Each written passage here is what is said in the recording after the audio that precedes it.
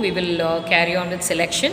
So the process of selection, we have already seen that it is a negative process where undeserved people or will be removed. Okay, so the process of selection leads to employment of persons having the ability and qualifications to perform the job.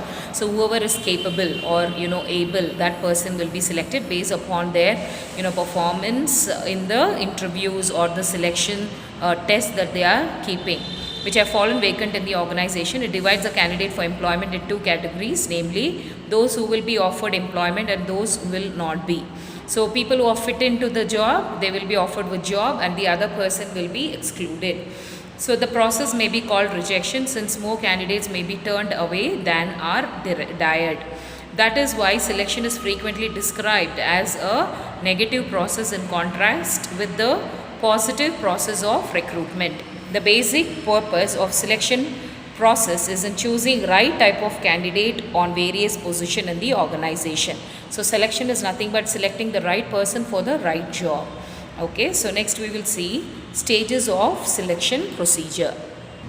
So when we see with the stages, they can't be a rigid procedure of selection suitable for all types of organization. The number of steps in selection procedure and the sequence, it might vary from organization to organization. For instance, some organizations do not hold any preliminary interview test or screening, whereas other organizations such as commercial bank, preliminary tests are given to eliminate a huge or large number of applicants. Similarly, in some cases, medical examination is conducted before final selection, and in others, medical checkup follows final selection. Thus, every organization will design a selection procedure which suits its requirements. So it differs. So you cannot say this is the right way every organization will be following. It is up to them. So when there are large people, come in for like bank recruitment and all, you see huge number of people coming. So they cannot take everybody and keep conducting tests. So what they do is there is a preliminary test that is given, and they will try to filter out, and after filtering they will try to do the selection. And it also varies from one organization to organization. The other example that they have given here is they are talking about the medical test. So before the final selection, they will do the medical test. For abroad countries and all, so some here also differ. So some people say you do the medical test, then they will say some after selection, they will say do the medical test and you submit the report. Okay, so we will see now. So receiving the application, what are the various steps? There is a diagram also that is given. So we receive the application. So based on the recruitment or the advertisement, they give, or they place their applications, then screening of application will be done.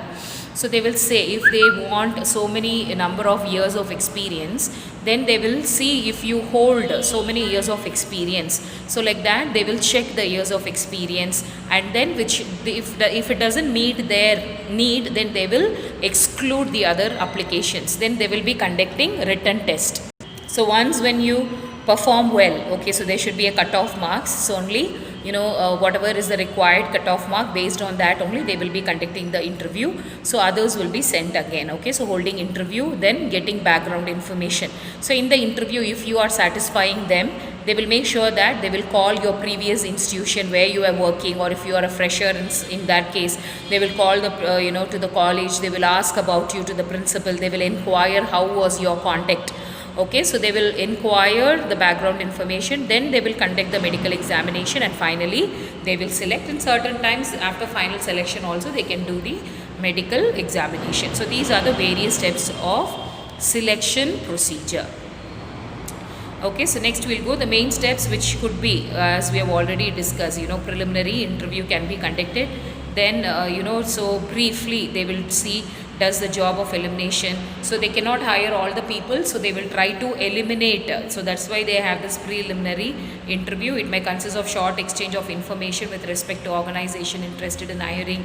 It may serve primary to determine whether it is worthwhile for the applicant. Okay, they will see if you are fit enough, only then they will allow you to go through the other process. Then receipt of application. Whenever there is a vacancy, if it is advertised or inquiries are made for suitable sources, applications are received from the candidates. Then screening of applications, as I told you, they will check, so on basis of qualification that they require, number of years of experience if they are asked, okay, age group, sex. Based upon their criteria, they will see if you are fit enough, they will screen and take the resume, or they will try to reject it. Then you have employment test, so it can be based upon intelligence test, aptitude test, proficiency test, interest test, personality test, and most of the companies, when you go, as a fresher nurse also, you can work in the companies. Okay, so in coding they help. Okay, clinical data analysis, so they train you for that. Okay, during that time they also check your English test. Okay, English test also is given.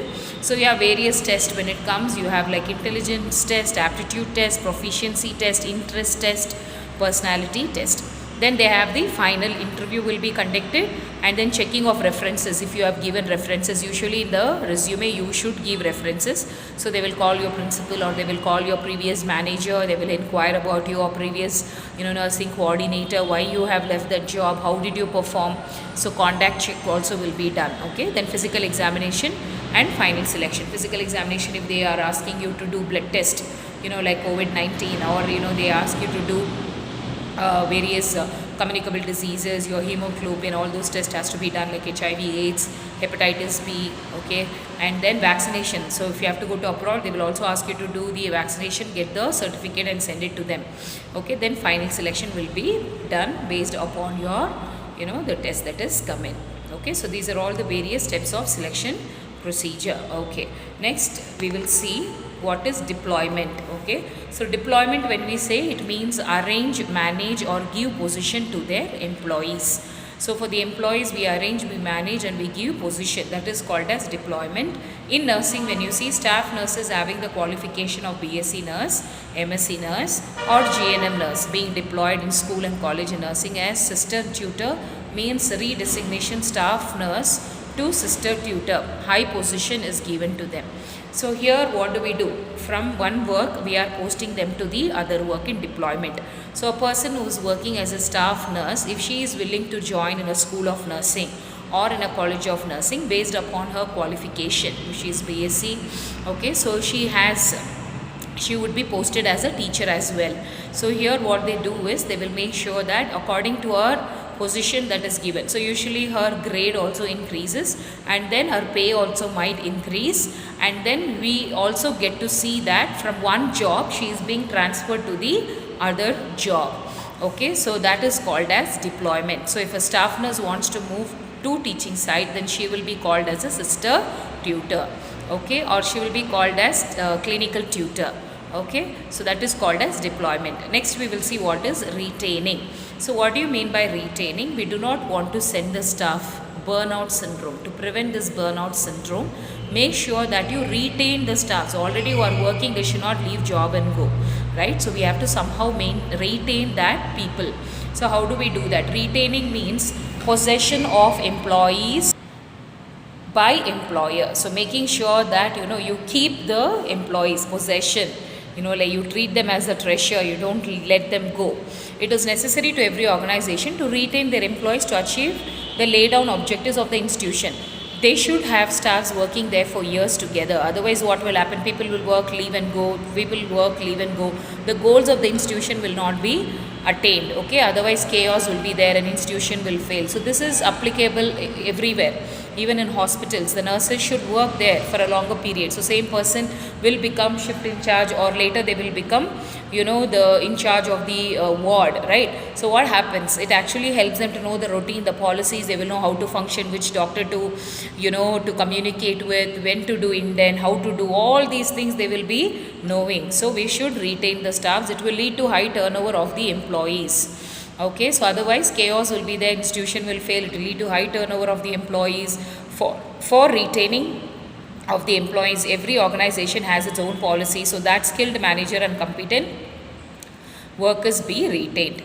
For example, okay, so we will see what are the certain avenues, how can we retain the staff.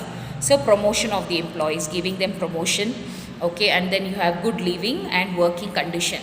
So you should give them a good peaceful environment. Employees welfare services like ESI or PF benefits has to be given to the people, and then extra pay, okay, like incentives, motivation should be done, fair and equitable wages, good salary should be given, effective supervision should be there. So when they do supervision, they will also find out if there is any problem with the staff nurses or the faculties, okay, so that can be sorted out. And then fair system of performance appraisal. So appraisal is where for 6 months after contract they will give an appraisal. They will say how well you have performed. Based on that they will make you permanent. Based on that they will give you promotion. Okay, so in this no partiality should be done. Okay, so fair source of performance appraisal, then loan facility should be given, then effective redressal system for employee grievances should be given. So sometimes in the work itself, now if you see COVID-19, when the staff nurses or doctors are dying because of treating the patients, we see that the employees benefits are given after their death. Okay, so that their after their after treating the patients, and because of which they have developed. So taking care of the patient, treating the grievances, making sure that benefits are given. So it doesn't mean that we have to wait until the faculty dies and goes. So before that, adequate provision of PPE and giving them break. So that's what they're doing in many central government hospital. So 1 week they are working, even in abroad countries, 1 week they are giving the nurses break. Okay, so that they do not get the chance of contracting the virus. Okay, so like that you have to give them benefits. So these are the various ways how we can actually retain the personnel in the institution or in the company or in the hospital. So with this we have seen selection and retaining. Next video we will see the other topics.